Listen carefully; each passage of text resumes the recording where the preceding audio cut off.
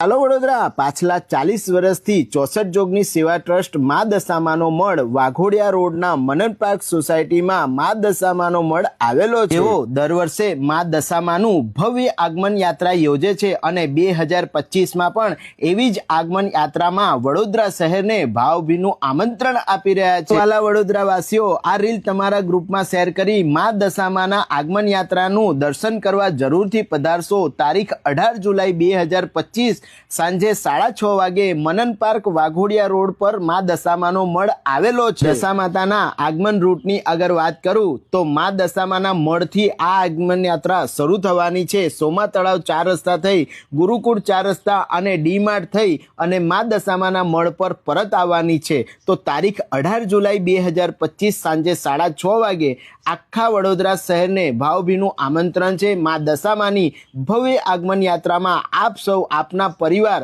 અડોશ પડોશ અને ફેમિલી સાથે જરૂરથી મા દશામાના દર્શન કરવા પધારશો। હા વડોદરા, સાથે જ તમને જણાવી દઉં, તારીખ 24 જુલાઈ 2025ના દિવસથી અષાઢ વદ અમાસના દિવસે મા દશામાનું વ્રત શરૂ થઈ જાય છે।